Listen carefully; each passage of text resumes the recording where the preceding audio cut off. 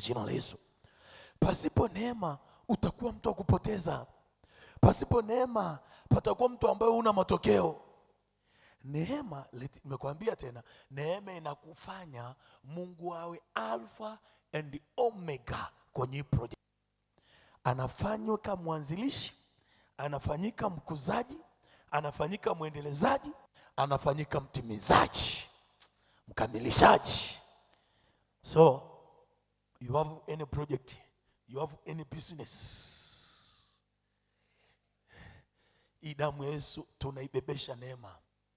Ishara inaongea, iende ipeleke neema in your business, kwenye kazi yako, kwenye uchumi wako. Mungu ataenda kusimama. Kitakauka kwako 26 katika jina la Yesu. Hakuna kitu kitakauka kwenye uchumi wako katika jina la Yesu. Hakuna kitu kitakausha wateja kwako katika jina la Yesu.